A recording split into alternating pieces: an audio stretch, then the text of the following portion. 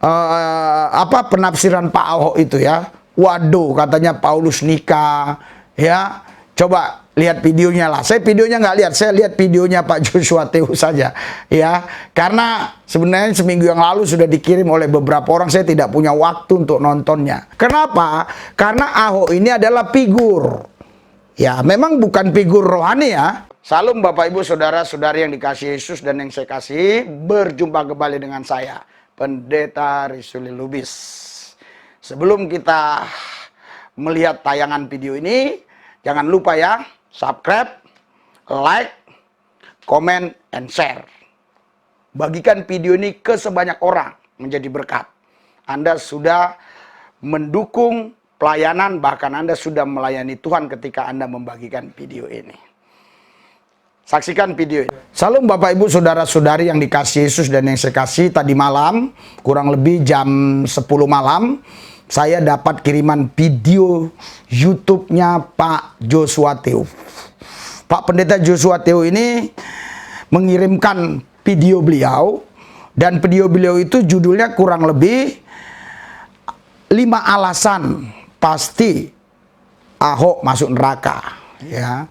Alasan pertama yang saya ingat, ya, karena Ahok dia bukan memberitakan kebenaran tetapi mencari pembenaran. Itu ada di Roma 10 itu. Ayat yang kedua dan ketiga. Mereka sangat giat sekali ya untuk bicara Tuhan, bicara Alkitab, tapi bukan mengungkapkan kebenaran, mencari pembenaran. Jadi Pak Joshua Tehu mengatakan kurang lebih Ahok berkata bahwa perceraian Pak Ahok ini ya sah aja, boleh saja dengan alasan ya bla bla bla bla bla, demikian ya. Namun Pak Joshua Tehu mengatakan tidak boleh, apapun alasannya ya, tidak boleh bercerai ya. Terus Pak Ahok mengutip ayat-ayat tertentu, seperti misalnya ya di Perjanjian Baru gitu, di suratan-suratan Korintus itu banyak tentang perceraian. Saya nggak usah baca satu persatu, Anda pasti sudah tahu. Ya, jadi boleh bercerai kalau itu karena perzinahan. Jadi dianggap Pak Ahok ini dia boleh menceraikan istrinya kalau istrinya memang berzina. Nah, begitu. Namun Pak Joshua Tehu tetap berkata bahwa perzinahan yang dimaksudkan itu berbeda. Itu bukan perzinahan yang biasa seperti contoh ya, ada seorang suami punya istri dan istrinya selingkuh, bukan begitu. Itu perzinahan yang sangat bejat sekali. Contoh, dia katakan begini, istrinya ini kelainan seks, misalnya mau berhubungan badan, hubungan seks dengan binatang, ya, itu berzina. Itu boleh diceraikan kalau memang istrinya tidak mau bertobat atau gara-gara itu selalu bertengkar. Sebaliknya juga, istri juga boleh melakukan perceraian kalau suaminya punya kelainan seks yang demikian. Ya. Yang kedua, kelainan seks misalnya si istri suka sama wanita, itu istilahnya lesbian. Ya, kalau memang si istri ini bisa tetap tidak bertengkar sama suami, suami tidak bertengkar sih, menurut saya ya jangan bercerai, doakan saja, siapa tahu dia bisa bertobat gitu kan. Tapi kalau toh pertengkaran, menurut Pak Joshua Tehu memang boleh mereka itu bercerai, doakan saja, nanti kalau bertobat ya kembali lagi gitu loh. Maksudnya bukan bercerai yang langsung mungkin di pengadilan, mungkin begitu. Kalau saya salah paham ya maafin aja, tapi saya menanggapinya begitu karena videonya itu cukup panjang durasinya dan saya tonton sampai habis. Tapi kan karena durasi terlalu panjang bisa saja kita agak ada lupanya, apalagi saya tidak ulang lagi sekarang. Saya langsung aja karena saya ini ada hal-hal yang lebih penting yang saya akan tanggapi nanti. Jadi itu hal-hal yang sederhana saja. Saudara, terus kalaupun memang bercerai, ya, tidak boleh menikah lagi. Begitu. Nah, Anda baca di suratan Korintus, ya. Terus di Matius juga ada. Kalau seorang suami menceraikan istrinya, maksudnya istrinya masih hidup loh, ya. Terus nikah lagi dengan perempuan lain, berarti dia si suaminya tadi itu berzina. Sebaliknya juga kalau perempuan menceraikan suaminya, perempuan itu nikah juga itu berzina. Dan sama aja kalau laki-laki menikahi wanita yang suami orang, mantan suami orang, mantan istri orang, mantan istri orang, ya itu sama aja, tetap. Jadi istilahnya tidak adalah perceraian, sederhananya begitu, tidak ada perceraian. Kalaupun terjadi perceraian, ya karena Yesus, disebabkan karena si suami pindah keyakinan, terus dia tidak mau lagi sama si wanita ini, itu beda. Ya, begitu juga sebaliknya. Ya, jadi ini berbeda. Nah, karena itu masalah keyakinan. Tetapi tetap intinya tidak boleh menikah lagi. Ya, kalau memang bercerai. Ah, jadi tanggapan Pak Joshua Teo ini menurut saya bagus. Ya, kurang lebih tanggapan dia begitu. Dan Pak Ahok memakai banyak ayat. Terlebih terkhusus dia gunakan di mana Musa memberikan surat cerai.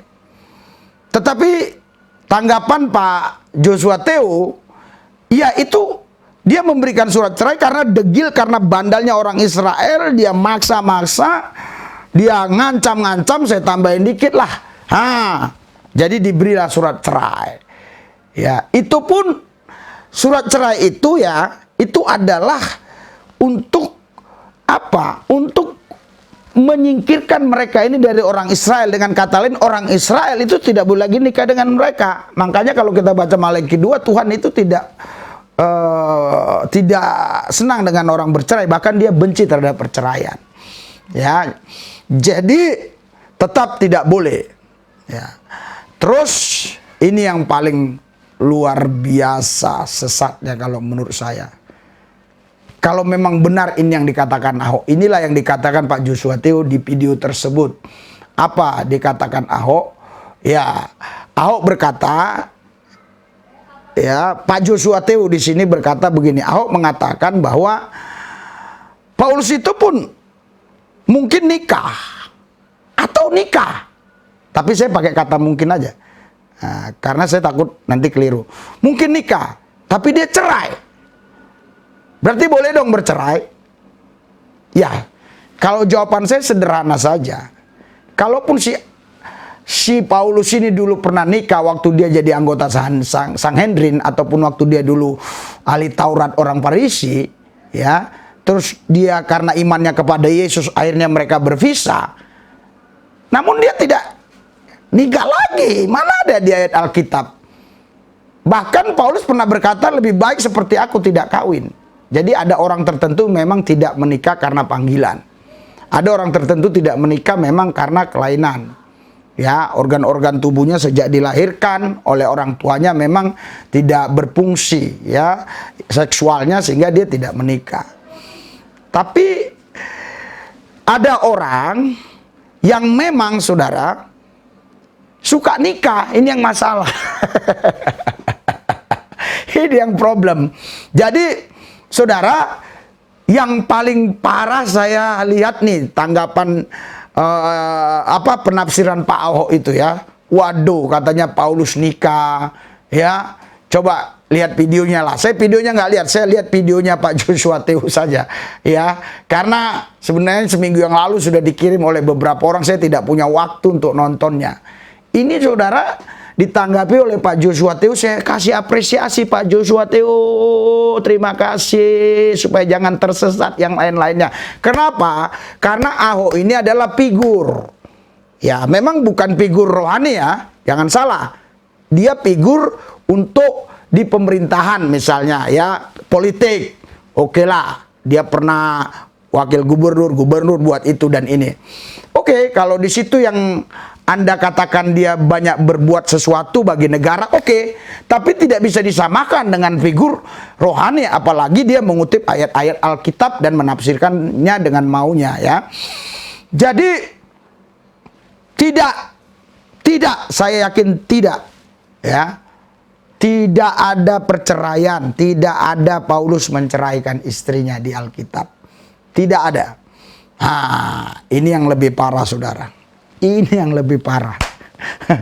Dia katakan, seandainya Yesus itu ya, usianya bisa 40 tahun lebih, baru meninggal, Yesus pun kawin, kata ini. Sesat kalau itu betul, sesat. Sesat. Yesus itu Tuhan Allah, datang ke bumi mengambil rupa manusia. Masuk dia kawin lagi, makan aja udah diprotes, minum aja udah diprotes sama orang-orang yang nggak percaya, kok Tuhan Allah minum, apalagi sampai kawin. Dia itu, saudara, walaupun dia manusia seutuhnya, manusia sempurna, tapi juga dia Allah seutuhnya. Tapi lihat, dia adalah manusia yang tidak sama dengan manusia-manusia keturunan Adam dan Hawa yang lahir karena dosa, akibat dosa, keturunan dosa. Dia itu sempurna di atas segala manusia, di atas segala ciptaan, karena dia sang pencipta yang datang ke bumi mengambil rupa manusia. Jadi tidak ada yang bisa setara dengan dia untuk nikah dengan dia. Bagaimana? Iya, tidak ada yang setara dengan dia. Wanita mana yang mau kawin sama, yang bisa kawin sama dia? Itu.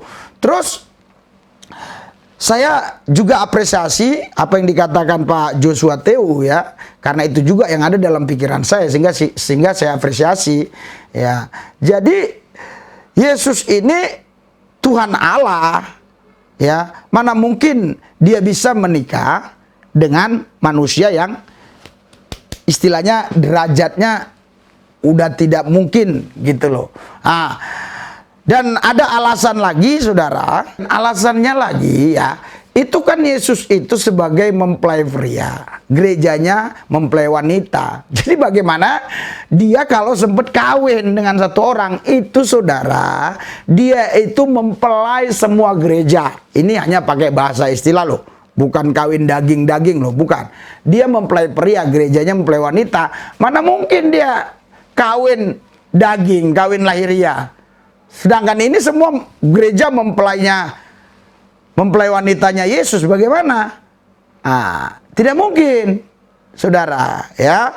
Terus saya katakan kepada Pak Joshua Teu, oke, bagus semuanya, mantap, mantap, lanjutkan Pak. Maaf kalau saya terlambat. Ya, saya hanya memberikan kekuatan, memberikan dorongan, semangat buat Pak Joshua Teu, supaya kalau ada Abdul atau kalau ada yang lain-lain yang bukan Abdul, yang Kristen, yang sok-sokan ingin memojokkan Pak Joshua Teu karena mungkin dia pemahamannya keliru, ataupun dia mungkin pro kepada manusianya, kepada Ahok, bukan kepada kebenaran ilahi, bukan kepada firman Tuhan, Alkitab. Saya hanya memberikan support, semangat buat Pak Joshua Teu. Jangan takut kalau ada komen-komen yang menghujat, biarin saja. Ya, mungkin dari Abdul, mungkin juga dari orang Kristen yang pro Ahok. Ya, kita tidak benci Ahok. Saya mengasihi Ahok. Saya sedikit curhat ya. Jadi, saudara, waktu Ahok gubernur, ya, dia dari wakil gubernur, terus dia bisa ke gubernur kan waktu itu. Jadi saya ke sana sama Heri Opung Sunggu. Sekarang dia jadi Wakapolres Jakarta Pusat. Ya, waktu saya ke sana, Pak Heri Opung Sungguh bicara-bicara, terus Pak Heri Opung Sungguh bilang, ini Bapak Gembala saya, mau doakan Bapak. Oh, saya sudah banyak kali didoakan, pusing lah. Ah, itu satu. Tapi saya tidak putus asa. Saya minta Pak Heri Opung Sungguh ini bersama saya ke rumahnya beberapa hari kemudian. Kami ke rumahnya. Pas ke rumah Pak Ahok, istri dan anaknya keluar dari rumah sudah pakaian rapi, sepertinya mau ke pesta dan supirnya pun sudah siap. Sehingga kami tidak bisa bicara banyak. Dan Ibu Veronica pun, Ibu Veronica tidak mempersilahkan kami masuk karena memang terburu-buru. Saya memang ada gerakan waktu itu untuk mendoakan, tetapi saya tidak tahu persis. Kalaupun nanti saya kasih tahu, Anda pikir saya bohong, kan begitu. Enggak lama kemudian lah Pak Ahok ini masuk buih, gitu loh.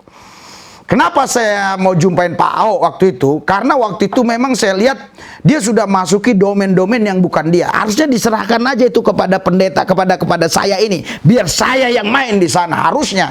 Tapi dia ambil domain itu, dia masuk ke area itu, akhirnya dia kena penistaan agama. Ya udahlah, mau bilang apa? Ya saya anggap sih oke-oke aja, nggak masalah kalau itu. Tetapi kalau sampai Pak Ahok mengatakan Paulus nikah dan juga Yesus kalau usianya lebih dari 40 tahun nikah, ini sudah menyesatkan, saudara. Yesus mana nikah? Nggak mungkin dia mau usianya sampai 100 tahun pun di bumi waktu itu sebagai anak manusia. Nggak mungkin dia nikah, dia Tuhan Allah. Bagaimana mungkin dia mau nikah, mau kawin? Itu lucu ya. Aduh, lucu sekali. Tetapi yang saya sayangkan, sorry, mohon maaf, Pak Joshua Teu. Di situ ada sedikit Pak Joshua Teu ambigu, nggak mau jelaskan. Kenapa kita harus takut mengatakan kebenaran? Bapak kan berkata di video tersebut, saya lupa di menit keberapa, ya, tapi videonya ada. Di menit keberapa itu di menit-menit ke-20 apa menit keberapa. Bapak mengatakan, wah, Pak, Bapak mengatakan begini ya, kurang lebihnya begini. Ini katanya si Ahok ini direform, gereja reform. Katanya ortodok, dulu di ortodok, gereja ortodok. Terus sekarang di gereja reform. Nah, kalau ortodok reform, masa kan mengajarkan perceraian? Kata Pak Joshua Teu begitu tanggapannya. Terus Pak Joshua Teu mengatakan bahwa pendeta yang menikahkan Ahok ini jelas-jelas melanggar firman, salah. Tapi saya tidak sebut namanya. Nah, kurang lebih begitu ya.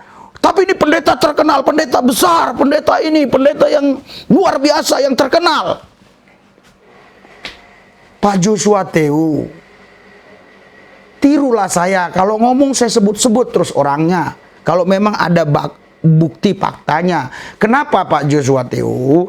Karena nanti orang jadi ambigu, orang jadi berpikir siapa pendeta besar banyak. Pak Jakub Nawai termasuk pendeta besar menurut saya. Iya, badannya besar, gerejanya pun besar. Iya, Pak Gilbert juga besar juga, badannya juga, gerejanya juga. Jadi saudara, jadi Pak Joshua Teu, saya kasih tahu aja. Kasih tahu aja siapa nama pendeta itu. Saya setuju, sesat dia. Tapi kasih tahu namanya. Kasih tahu namanya. Mohon Pak, buat lagi video sekali lagi. Kasih tahu namanya Pak. Oh Pak pendeta lebih nggak tahu. Ya jangan tanya lagi begitu. Memang saya kurang tahu atau nggak tahu lah. Iya kasih tahu ya. Iya. Jadi hanya itu aja Pak Joshua Teu. Yang lainnya mantap sekali, haleluya. Tapi cuma itu. Ya, Pak Joshua Teu tidak mau memberitahukan siapa yang memberkati Pak Ahok. Terus Pak Joshua Teu berkata begini, oh ada kan orang yang berkata daripada dia berzina terus kumpul kebo, mendingan diberkati aja. Pak Joshua Teu katakan, lah diberkati pun dia tetap berzina karena dia bukan suami yang pertama, bukan istri yang pertama. Karena diberkati di gereja dulunya, terkecuali dulunya nggak nikah ya, dulunya nggak pernah diberkati di gereja, beda.